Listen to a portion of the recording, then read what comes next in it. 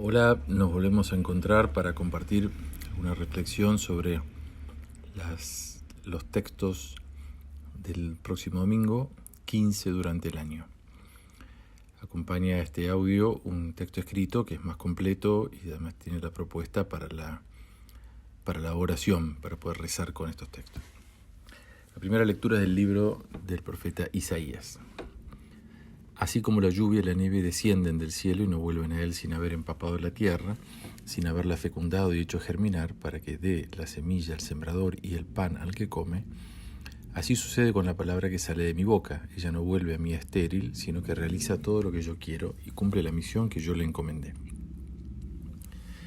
Este texto es casi el final de la segunda parte de la profecía de Isaías, que abarca los capítulos 40 al 55. Seguramente fue compuesta en el ambiente del exilio, piensa que termina en el año 538 a.C., entre deportados agotados de tantos años de humillaciones. El texto con el que el profeta quiere animar al pueblo es más largo, es del 1 al 11. Acá la liturgia toma solo los versículos 10 y 11. Ante el espectáculo de la destrucción del propio país, de los símbolos incluso religiosos, fue difícil para el pueblo conservar la esperanza y también la propia identidad como pueblo elegido.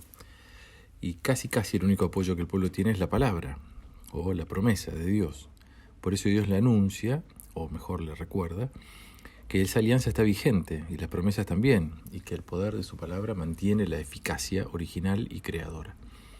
La imagen une cercanía y lejanía de Dios, providencia y trascendencia, estar más allá de la historia humana y al mismo tiempo poder involucrarse en ella para transformarla. El texto habla de la lluvia y la nieve. Recuerden que la comunicación de las aguas de arriba con la tierra de abajo, que Dios había separado durante la creación, es algo que solo Él puede deshacer. O sea, si Dios fue el que separó el agua de arriba con el agua de abajo, que separó la tierra del agua, Dios es el único que puede como desandar ese camino, ¿no? Y por eso la lluvia y la nieve son una acción de Dios que fecunda la tierra. Ya antes Isaías había presentado la salvación como descendiendo del cielo como la lluvia o el rocío, ¿no? El capítulo 45, texto muy lindo. Dice, descienden del cielo. El origen físico de la lluvia es un signo del origen de toda fecundidad en la providencia de Dios.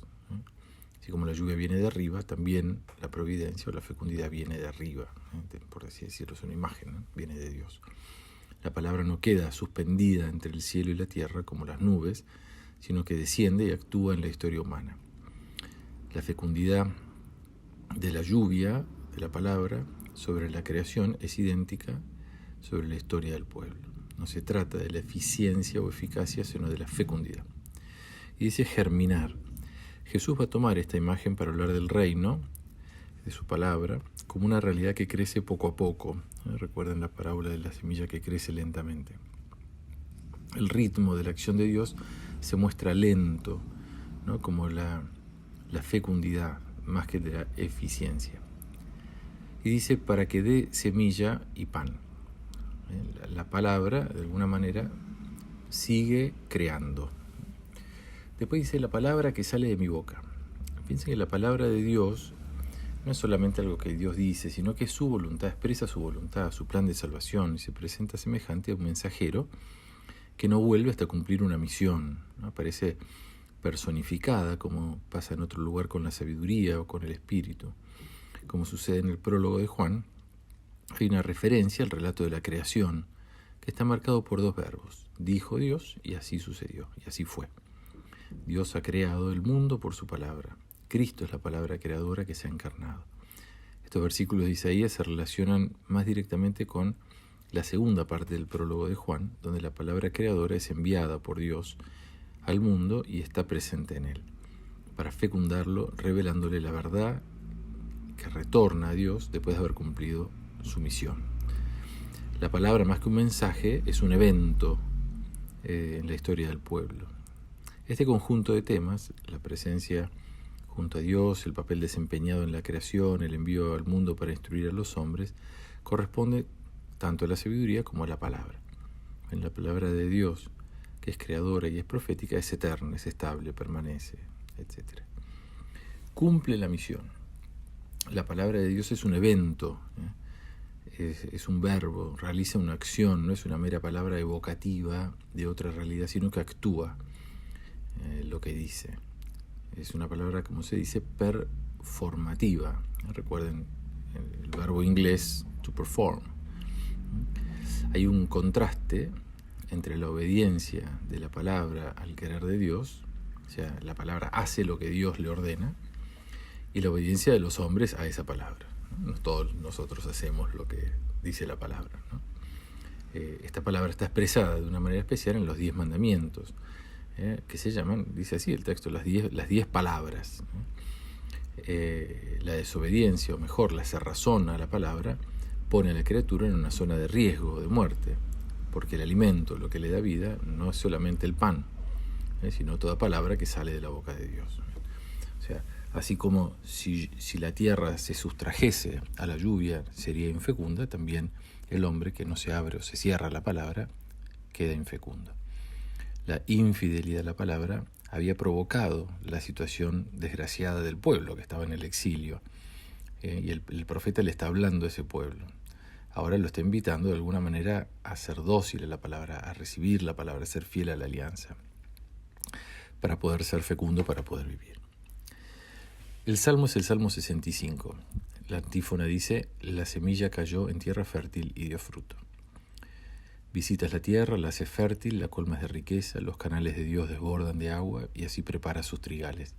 Riegas los surcos de la tierra, emparejas sus terrones, la ablandas con aguaceros y bendices sus brotes. Tu coronas el año con tus bienes y a tu paso rebosa la abundancia. Rebosan los pastos del desierto y las colinas se ciñen de alegría. Las praderas se cubren de rebaños y los valles se revisten de trigo, todos ellos aclaman y cantan. Seguimos en un clima de lluvia y tierra, ¿no? El pueblo ha vivido aparentemente un año fértil y de lluvias buenas, suficientes, y da gracias al Creador. Ahora, al recordarle a Dios lo que ha hecho en el pasado, es como pedirle que lo siga haciendo, ¿no? La primera parte del Salmo, que tiene una forma de himno, es un reconocimiento a Dios por su poder universal. La segunda parte es una descripción bastante entusiasta, que es la que escuchamos, la que la liturgia pone como salmo este domingo. Una descripción entusiasta, decía, de la abundancia de la primavera. Dios pasa de un rol público y majestuoso, universal, a un rol agrícola, más cotidiano, más laborioso, por así decirlo, más familiar, ¿no? Es muy lindo percibir la admiración del salmista, que se detiene con cuidado ante cada acción de Dios.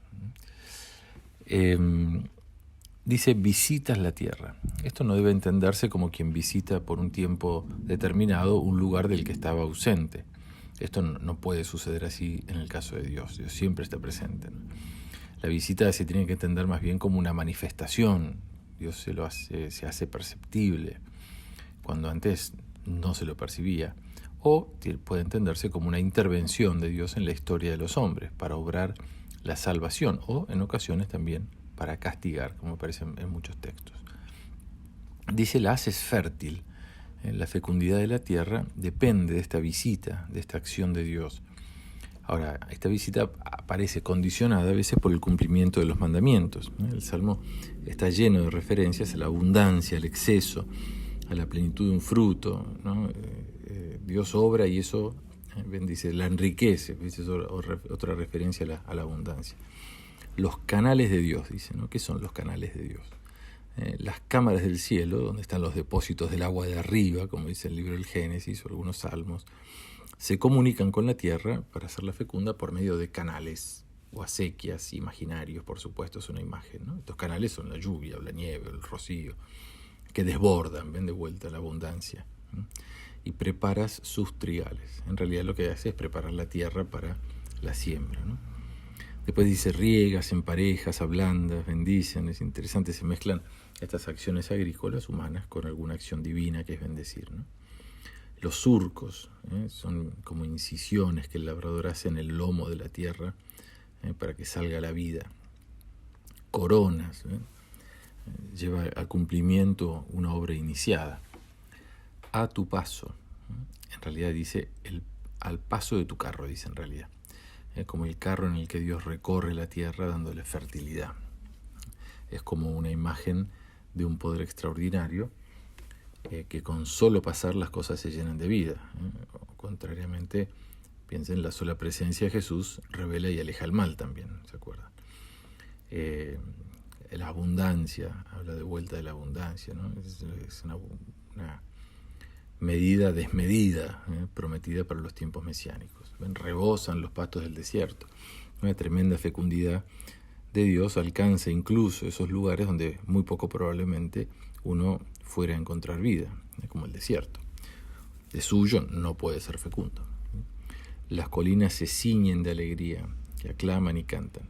La creación se viste, eso quiere decir se ciñen, se visten de alegría, de fiesta, y participa del mismo motivo de alegría que el salmista y que el pueblo, por la bendición de Dios que ha transformado todo en vida. Después habla de las praderas y los valles, ¿no? Habla de un modo de referirse a toda la extensión, y a los rebaños y al trigo. Tanto la vida animal como vegetal es el vestido de la creación, ¿no? La tierra se viste cuando es habitada por la vida, ¿no? Vegetal o animal. Todo está referido al Creador en esa aclamación a la que son invitados. La carta a los Romanos, seguimos leyendo el capítulo 8, es la segunda lectura. Yo considero que los sufrimientos del tiempo presente no pueden compararse con la gloria futura que se revelará en nosotros. En efecto, toda la creación espera ansiosamente esta revelación de los hijos de Dios. Ella quedó sujeta a la vanidad no voluntariamente, sino por causa de quien la sometió, pero conservando una esperanza. Porque también la creación será liberada de la esclavitud de la corrupción para participar de la gloriosa libertad de los hijos de Dios. Sabemos que la creación entera, hasta el presente, gime y sufre dolores de parto. Y no solo ella, también nosotros que poseemos las primicias del Espíritu, gemimos interiormente, anhelando que se realice la redención de nuestro cuerpo. Si en el capítulo 7 de la carta Pablo ha expuesto las dificultades de la rivalidad entre la condición carnal, representada por la ley de Moisés, y la condición espiritual, la ley nueva del Espíritu, en el capítulo 8 despliega una maravillosa confesión de fe en la victoria del Espíritu por sobre la carne, en la que va a participar toda la creación. Eso es algo muy importante, muy propio de este capítulo. Pablo da así una dimensión cósmica a toda la obra salvadora, presentando una solidaridad misteriosa entre la suerte del hombre y la suerte de toda la creación, en la esperanza de ser renovados, fruto de la gloria futura. La obra salvadora no tiene como objeto el alma humana, infundida por Dios, creada, pero al mismo tiempo lo que más nos asemeja a Él, sino todo lo creado. Todo lo creado va a ser redimido. Hay una referencia importante a Gálatas, en los capítulos 4 y 5. El texto arranca hablando de los sufrimientos del tiempo presente. Esta situación presente del hombre, que es expresión de su condición caída, sujeta a la carne, a la corrupción de la muerte, por precaria y negativa que le aparezca, y situación que no es cancelada, esta situación es el punto de partida de la novedad de la vida cristiana. Es de hecho el punto de partida de la Pascua de Jesús, la pasión, ¿no? O sea, el sufrimiento del tiempo presente. Por eso, quien está en esta situación tiene una esperanza nueva.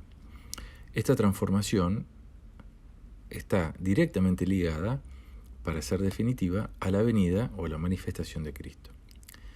Esta es una frase para dar ánimo a los que sufren y anhelan la nueva condición, invitando a considerar o a sopesar ambas cosas. Tenés estos sufrimientos y tenés esta esperanza. ¿Qué vale más la pena? ¿No? ¿Vale la pena sufrir por esta esperanza? Claro, eso es lo que dice Pablo. Los sufrimientos del tiempo presente no son nada frente a lo que se viene, ¿no? Como diciendo, bueno, esto es aguantar un poco, pero lo que viene es mucho mejor, es buenísimo, ¿no? Y no son un mero mal, ¿no? Sino que son, así lo interpreta Pablo, un poquito más adelante lo va a decir, es el alumbramiento de algo nuevo. Y habla de la gloria futura que se revelará en nosotros. ¿Ven? Se refiere a la posesión definitiva de los bienes divinos, a la estabilidad pacífica en el bien que se va a realizar en cada uno de nosotros. Después dice la creación espera. Pablo da un horizonte cósmico, como decía antes, a la redención que Cristo ofrece. El mundo material, creado para el hombre, participa de su mismo destino. Es maldito a causa del pecado del hombre, como dice el libro del Génesis, por lo que se encuentra en un estado violento, que es de caducidad y de esclavitud de la corrupción. Como el cuerpo del hombre, la creación también está destinada a la gloria, el cuerpo físico, ¿no? Porque es también objeto de redención y va a tener parte en la libertad del estado glorioso. Esta solidaridad recuerda la alianza de Dios con Noé y con todos los vivientes al salir del arca. Pablo se va a alejar un poco acá de la filosofía griega, que él quería liberar el espíritu de la materia, que era considerada como mala, ¿no? Como diciendo el alma es buena y el cuerpo es malo, ¿no? El cristianismo más bien libera a la materia de las cualidades inferiores, ¿no? Podemos decir de la concupiscencia, ¿no? Y dice, conservando una esperanza. Es muy lindo esto, ¿no? También es una referencia a Noé, que es muy lindo en el Génesis, en el capítulo 6, que Noé preservó la creación para que subsistiera, ¿no? Hay una nueva insistencia en la expectativa por una acción de Dios que vaya a cambiar la suerte del creyente y de la creación. El versículo 20 habla de aquel que la sometió. Probablemente se refiere al hombre que sometió la creación por su pecado. Otros opinan que se refiere a Dios por su autoridad vengadora, por así decirlo. Otros dicen que, Dios creó así, ¿no? Después dice, va a ser liberada de la esclavitud de la corrupción. Esto se refiere a cualquier forma del mal, pero sobre todo a la corrupción del pecado y de la muerte, para participar de la gloriosa libertad de los hijos de Dios. En la recreación de todo, en el mundo nuevo, va a suceder esto. La liberación final de los hijos de Dios es descrita como la liberación de la corrupción mortal, que es la última esclavitud humana, la corrupción de la muerte. Si la corrupción es la consecuencia de la esclavitud del pecado y de la condición mortal, el esclavo es rescatado, así es liberado, para la inmortalidad. También el cuerpo que es creado va a participar de la condición filial de los hijos de Dios. La intervención final de Dios va a hacer posible la transformación radical del hombre y de las mismas estructuras materiales del cosmos. Mientras vivimos, anhelamos esta liberación y sufrimos dolores de parto que anuncian, el anhelo y los dolores, el don de una nueva condición humana. La imagen de Cristo, que es el nuevo Adán. Después dice que gime, la creación gime. Este es el primero de los 3 gemidos que aparecen en este capítulo, que es el de la creación. El gemido es expresión de la propia carencia. Un gemido es un grito dirigido a Dios, casi como una oración, podría decirse, como la expresión inarticulada de la esperanza. Al mismo tiempo es una expresión de dolor, ¿no? Y casi, como decía antes, expresa explícitamente, esto dice, sufre dolores de parto. Jesús usa la imagen del parto, ¿se acuerdan?, en la última cena, para anunciar la vida nueva que está siendo alumbrada. Hay una tensión entre un dolor y algo que supera el dolor. Después dice las primicias del Espíritu, como los primeros frutos de la cosecha. Las primicias del Espíritu son los primeros frutos de la obra del Espíritu en nosotros, que son la garantía de la plenitud que se va a manifestar más adelante. Gemimos interiormente anhelando, dice. Muy lindo esto. Este es el segundo gemido, que es el del hombre. Primero la creación, después el hombre. El tercer gemido va a ser el del Espíritu, que está en el versículo 26, que no está en el texto de hoy. Después dice la redención.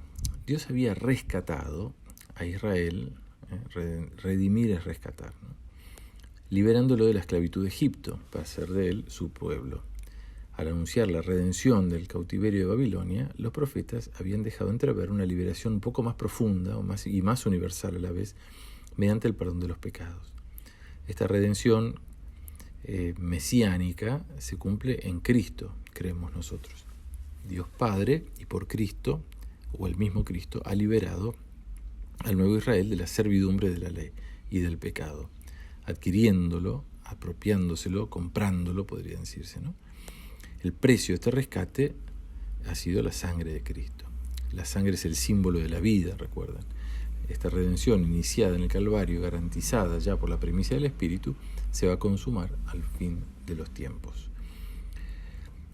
Y después dice la redención de nuestro cuerpo. Si bien el cuerpo, como carne, es principio de nuestro pecado y causa de nuestra muerte, no se ha de desechar, sino que se lo tiene que rescatar, redimir. Algunos textos agregan al final la adopción filial, que le daría más contenido al horizonte escatológico o del fin de los tiempos. Así como nosotros anhelamos la redención del cuerpo, la salvación integral de la persona, anhelamos la redención de todo aquello con lo que nuestro cuerpo está emparentado por la creación, es decir, todo el mundo material. Vamos al Evangelio largo, toca este domingo, la palabra del sembrador como la conocemos. Aquel día Jesús salió de la casa y se sentó a orillas del mar. Una gran multitud se reunió junto a él, de manera que debió subir a una barca, sentarse en ella mientras la multitud permanecía en la costa. Entonces él les habló extensamente por medio de parábolas. Les decía, el sembrador salió a sembrar. Al esparcir las semillas, algunas cayeron al borde del camino y los pájaros las comieron. Otras cayeron en terreno pedregoso, donde no había mucha tierra, y brotaron enseguida porque la tierra era poco profunda, pero cuando salió el sol se quemaron y por falta de raíz se secaron. Otras cayeron entre espinas y estas al crecer las ahogaron. Otras cayeron en buena tierra y dieron fruto, unas 100, otras 60, otras 30. El que tenga oídos que oiga. Los discípulos se acercaron y le dijeron, ¿por qué les hablas por medio de parábolas? Él les respondió, a ustedes se les ha concedido conocer los misterios del reino de los cielos, pero a ellos no, porque a quien tiene se le dará más todavía y tendrá en abundancia, pero el que no tiene se le quitará aún lo que tiene. Por eso les hablo por medio de parábolas, porque miren y no ven, oyen y no escuchan, ni entienden. Y así se cumple en ellos la profecía de Isaías que dice, por más que oigan no comprenderán, por más que vean no conocerán, porque el corazón de este pueblo se ha endurecido. Tienen tapados sus oídos y han cerrado sus ojos, para que sus ojos no vean y sus oídos no oigan y su corazón no comprenda y no se conviertan y yo no los cure. Felices en cambio los ojos de ustedes porque ven, felices sus oídos porque oyen. Les aseguro que muchos profetas y justos desearon ver lo que ustedes ven y no lo vieron, oír lo que ustedes oyen y no lo oyeron. Escuchen entonces lo que significa la parábola del sembrador. Cuando alguien oye la palabra del reino y no lo comprende, viene el maligno, arrebata lo que había sido sembrado en su corazón. Este es el que recibió la semilla al borde del camino. El que la recibe en terreno pedregoso es el hombre que al escuchar la palabra la acepta enseguida con alegría, pero no la deja echar raíces porque es inconstante. En cuanto sobreviene una tribulación o una persecución a causa de la palabra, inmediatamente sucumbe. El que recibe la semilla entre espinas es el hombre que escucha la palabra, pero las preocupaciones del mundo y la seducción de las riquezas la ahogan y no puede dar fruto. Y el que la recibe en tierra fértil es el hombre que escucha la palabra y la comprende. Este produce fruto, ya sea 100, ya 60, ya 30 por uno. Esta parábola está en el capítulo 13 del Evangelio según San Mateo, que reúne 7 parábolas de Jesús sobre el reino. Son comparaciones, las parábolas que ilustran o revelan aspectos de la vida y casi siempre despiertan la curiosidad o desafían el ingenio de los oyentes, invitándonos a descubrir un sentido oculto y novedoso que se esconde detrás de la comparación. El tema de las parábolas de Jesús es siempre el reino de Dios, es decir, su proyecto salvador y la forma que Él tiene de llevarlo adelante en la historia. No son una teoría, sino una proclamación que exige una respuesta para ser comprendida.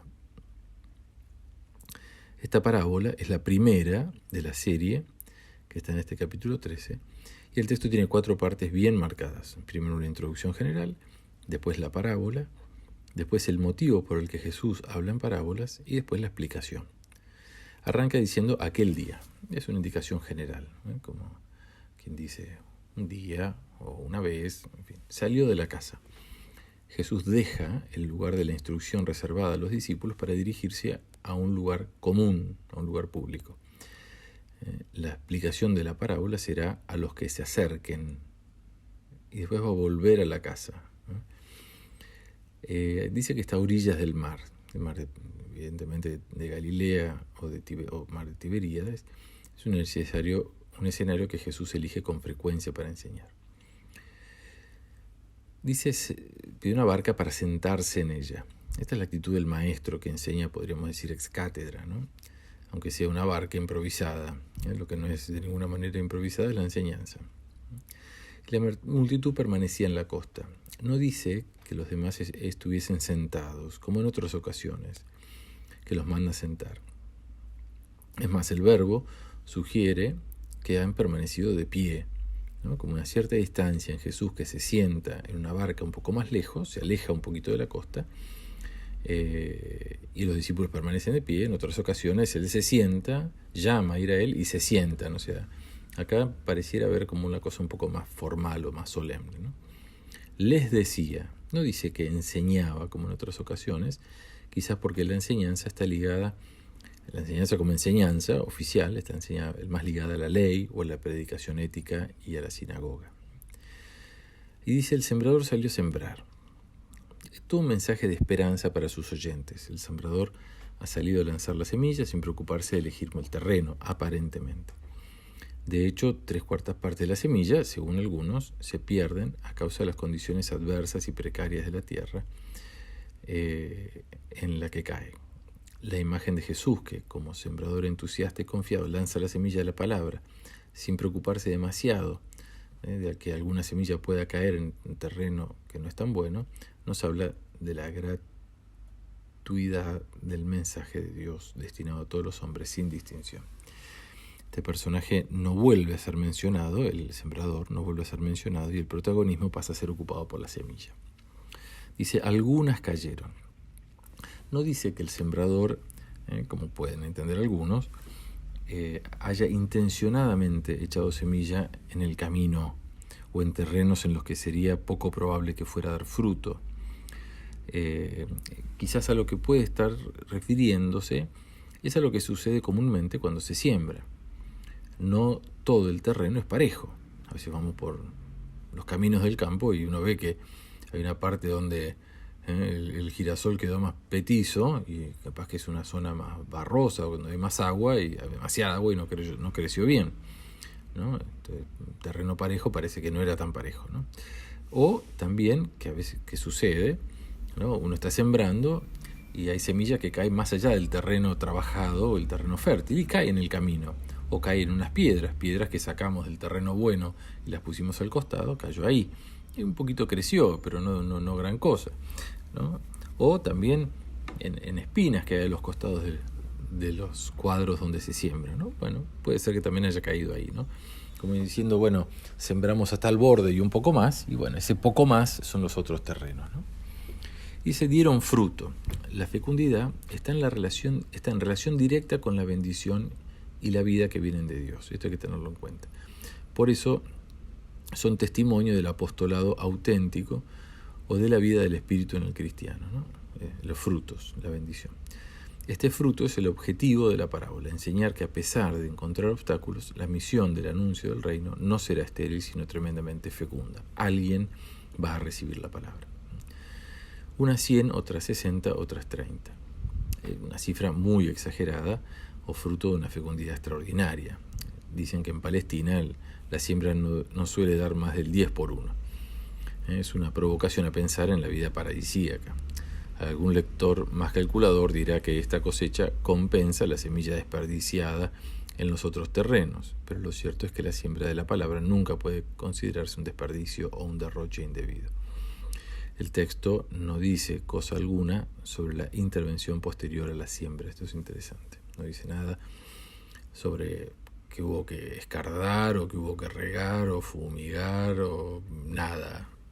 Se siembra y se cosecha. En el medio, nada. Puede suponerse, estas acciones se pueden suponer, o también puede pensarse que es una omisión intencional que quiere resaltar el poder absoluto de la sola siembra y de la extraordinaria fecundidad de la palabra. Siembro y crece. Ya está, no hace falta que haga nada más. Esto funciona solo, ¿no? Y termina diciendo, el que tenga oídos, que oiga. Esto es una provocación a involucrarse, ¿no? Como diciendo aquí, bueno, ¿quién se anima a esto? La parábola es una advertencia y un llamado al estilo de los antiguos profetas. Es una frase que Jesús usa en otras ocasiones y que tiene esta finalidad, además de cerrar la enseñanza, de invitar a una cierta disposición interior, a una escucha reflexiva, para aplicarse la enseñanza de la parábola, cuyo significado cada uno tiene que descifrar. No solo en general, sino también para la propia vida. ¿Qué significa esto para mi vida hoy? Y esto, el que tenga oídos, que escuche, que oiga, es un eco del inicio de los mandamientos. Escucha, Israel, el Señor tu Dios, etc., ¿no? Esta actitud que tiene que tener Israel frente a la palabra de Dios. Después dice que los discípulos se acercaron. ¿Ven? Está marcando una diferencia respecto de la multitud, de la que Jesús se había apartado. Y que se va a poner en evidencia esta diferencia entre los discípulos y la multitud con esta explicación que les va a ser dada solo a ellos. Dice, ¿por qué les hablas por medio de parábolas? La pregunta de los discípulos dispara todo lo que sigue, tanto la respuesta de Jesús a esta pregunta como la explicación de la parábola. Jesús les dice, a ustedes se les ha concedido conocer los misterios. Los discípulos son los pequeños que escuchábamos el domingo pasado, por haber revelado, ¿se acuerdan que decía? Has ocultado estas cosas a los sabios y a los prudentes y las has revelado a los pequeños. Estos son los discípulos los que están bien dispuestos para recibir la revelación. Hay una contraposición entre ustedes, los discípulos, y ellos, la multitud, como quien discierne entre las disposiciones de unos y otros para recibir la revelación. Pero esto es raro, porque el texto no dice nada que amerite esto, porque no dice que la gente de la multitud se haya cerrado la palabra, o como en otros casos, sí, ¿no? Con los que Jesús contrasta y discute, ¿no? No se dice que hayan hecho nada de malo. Quizás se está distinguiendo entre el viejo Israel y el nuevo, representado en los 12. ¿Ven? La enseñanza por medio de parábolas tiene esta dinámica. El reino de Dios es un misterio y lo reciben los que son capaces de penetrarlo, porque siguen a Jesús, lo aman, porque son como Él, simples. ¿Ven? La dificultad para comprender las parábolas no es un castigo a la cerrazón del pueblo. No es un castigo, porque el pueblo se cerró, ahora te la hago difícil, sino que es la consecuencia. Te cerraste y te va a ser muy difícil comprender. Este privilegio de los discípulos de conocer los misterios del reino no significa que en ese mismo momento ellos ya hayan comprendido todo. Significa que pueden comprender, que están abiertos a comprender. Las parábolas van a cesar cuando llegue el momento de la pasión. ¿Se acuerdan que ahí Jesús, uno de los discípulos, le va a decir, ya ahora entendimos todo y no hace falta que sigas hablando en parábola? Después dice aquello tan raro, ¿no? Que suena tan raro, a quien tiene se le dará, y al que no tiene se le quitará. La misma enseñanza de la parábola de los talentos. A quienes están bien dispuestos se les va a ofrecer la plenitud de la antigua alianza, en la nueva alianza. A quienes no están bien dispuestos se les va a quitar incluso lo que tienen, es decir, la antigua alianza no le va a reportar provecho alguno. O también puede entenderse como una oportunidad.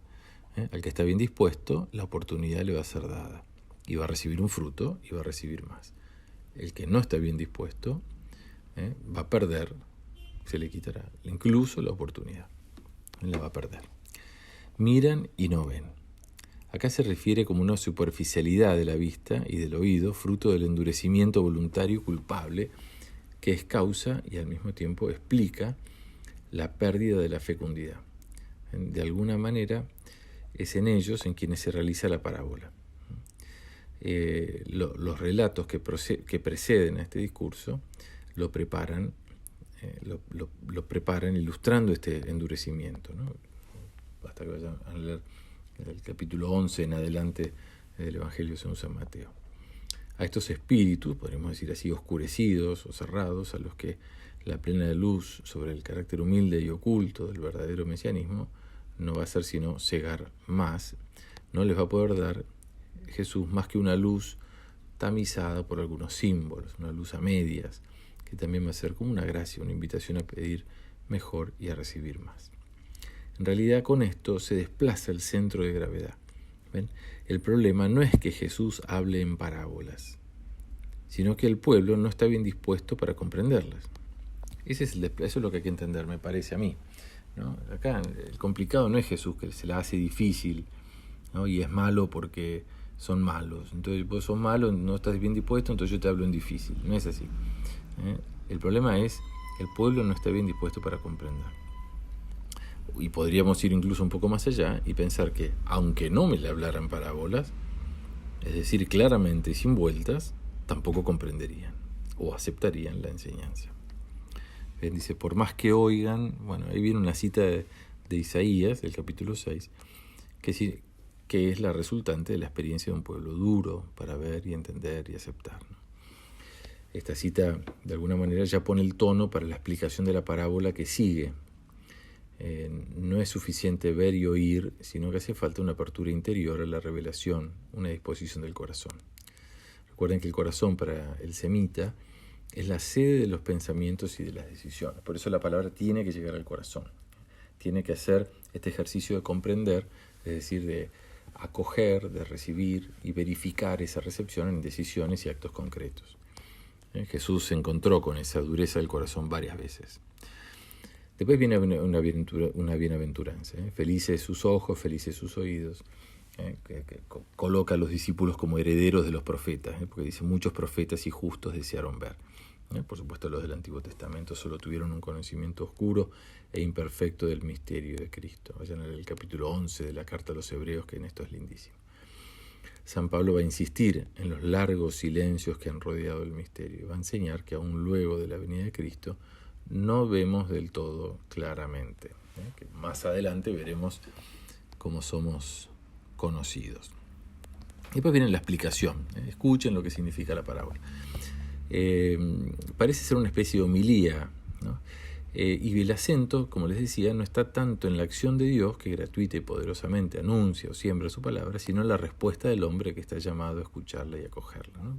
Ahí vienen como todos los detalles de lo que significa, ¿no? Se desplaza el acento de la gran cosecha lograda, la semilla, a la semilla desperdiciada. La explicación se convierte en una exhortación dirigida a los cristianos para que la aceptación del Evangelio no sea ahogada por las dificultades con las que se irán encontrando.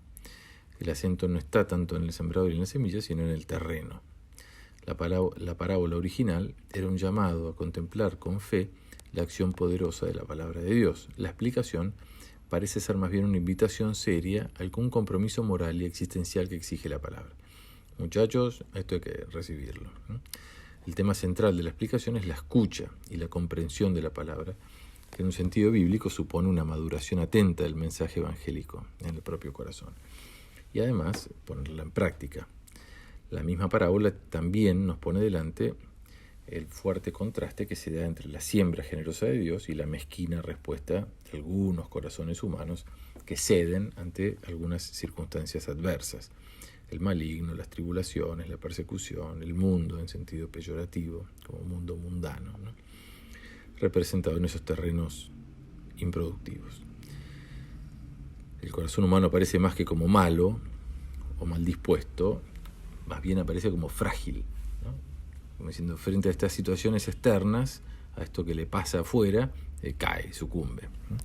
Por encima de todo permanece una certeza fundamental, que es la palabra de Dios es eficaz y no se detiene delante del rechazo de los hombres, sino que busca ser acogida en un corazón al menos de unos pocos, pero que en esos pocos la cosecha va a ser muy grande. Después habla de la palabra del reino. Recuerden, como decían, no hay ninguna referencia al sembrador, que en realidad se identifica con el mensaje, ¿no? O sea, Jesús mismo es la palabra, entonces Él mismo es sembrado. Uno podría decir la semilla es Cristo, el sembrador y la semilla se identifican, ¿no? Recibir la palabra es recibirlo a Él. Sin embargo, con ocasión de la interpretación de la parábola de la cizaña en el campo, la referencia a Jesús va a ser explícita, ¿no? Él va a decir que es el sembrador. El sembrador es el Hijo del Hombre, va a decir, ¿no? Este es el que recibió la semilla a lo largo del camino. El original en realidad dice otra cosa, dice este es el que fue sembrado a lo largo del camino. Parece que es un giro extraño que confunde un poco, porque parece que el hombre es sembrado y no la semilla, ¿no? Bueno, puede provenir de una confusión en la interpretación de la parábola, en fin. Otras veces porque la semilla produce fruto o el hombre produce fruto. De ahí viene la confusión. Jesús explica cuáles son las causas por las cuales la siembra puede fracasar, ¿no? Se detiene en todos esos casos. Las espinas son un símbolo de la vida infecunda, sin fruto, y termina diciendo no puede dar fruto, ¿no? El versículo 22. Es la posibilidad del fracaso o de una eventual infecundidad de la palabra. Si el acento que domina la parábola es la abundancia de la cosecha, la explicación, como decía, resalta esta semilla que se pierde. Termina diciendo escucha y comprende. El que la recibe escucha y comprende. No solo escuchar, sino también acceder a su significado, dejarse interpelar, aceptar y adherir a lo que propone eventualmente cumplirlo. Bien, basta, espero no haberlos agotado. Son textos muy lindos, me parece que da para mucho, también para mirar el propio corazón, también mirar la generosidad de Dios. Les dejo ahí algunos aportes para la meditación, espero que les puedan servir y los saludo a todos y muchas gracias por la paciencia.